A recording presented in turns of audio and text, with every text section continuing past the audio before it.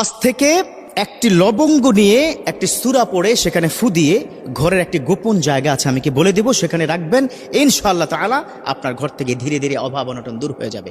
দেখুন, আপনারা কিন্তু অনেকে আমাকে ফোনে বলেন, বিশেষ করে মা বোনেরা, যে কি যে পরিস্থিতি হুজুর, কি বলবো, স্বামীর আগে ইনকাম ছিল, এখন ইনকামটা ধস নেমে গেছে, অনেক কষ্টের মধ্যে দিনাতিপাত করছি, হুজুর ভালো ব্যবসা ছিল, ব্যবসা নষ্ট হয়ে যাচ্ছে, হুজুর ভালো চাকরি ছিল, চাকরিও ধ্বংস হয়ে যাচ্ছে, হুজুর ইনকাম তো আমিও করি, স্বামীও করে, কিন্তু ঘরের মধ্যে বারাকা নেই। এর মৌলিক কারণ হচ্ছে আপনি তো ইসলামের অনেক কিছু মানেন না। ও বোন, আপনি তাওয়াক্কুল আল্লাহর প্রতি করেন না, আপনি টাকার উপর তাওয়াক্কুল করেন।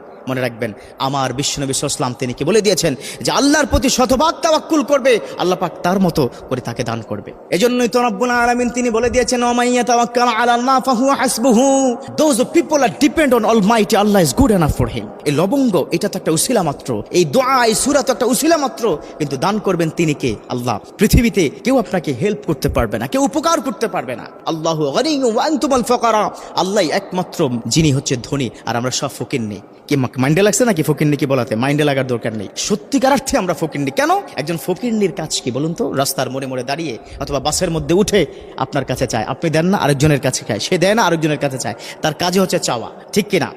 অতএব আমরা তো আল্লাহর কাছে কথায় কথায় চাই, তাহলে আমরা কি সবচেয়ে কি বড় ফকির না? ও, এবার বুঝতে পেরেছেন তাই না? আমরা ফকির, আল্লাহ পাক দান করবে, কখন দান করবে, কিভাবে দান করবে, আপনি কল্পনাও করতে পারবেন না। হাদিসের বর্ণনা, হযরত আলী রাদিয়াল্লাহু তাআলা আনহুর কাছে একজন মহিলা এসে বললেন, ও আলী, ও খলিফাতুল মুসলিমিন, আমি অনেক ইনকাম করি, আমার ঘরে ভালো আয় ইনকাম, কিন্তু ঘরের মধ্যে কোনো বারাকা নাই, অভাব দূর হচ্ছে না, অভাব দূর হয় না। আজকে দুটো কারণ বলে দেব অভাব কেন দূর হয় না, শুনতে চান তো সবাই? এক নম্বর হচ্ছে, আপনি যে ইনকামটা করেন সেই ইনকামের ক্ষেত্রে শুকরিয়া জ্ঞাপন করেন না। এক নম্বর কি? শুকরিয়া জ্ঞাপন করেন না, যার কারণে অভাব দূর হয় না। হযরত মুসা আলাইহিস সালাম যখন আল্লাহর সাথে কথা বলতে গিয়েছেন, কথা বলতে যাওয়ার সময় একজন মানুষ তাকে বললেন, মুসা, তুমি তো আল্লাহর সাথে কথা বলতে যাও, একটু বলে দাও আমার প্রচুর পরিমাণে সম্পদ, এই সম্পদ কিভাবে কমানো যায়। রব্বুল আলামিন মুসাকে বললেন, ও মুসা, তুমি তাকে বলে দাও সেজন্য নাশুকরিয়া করে। মুসা আলাইহিস সালাম এসে তার উম্মতকে বলল, ও ভাই, আল্লাহ রাব্বুল আলামিন বলে দিয়েছেন তুমি যেন নাশুকরিয়া করো।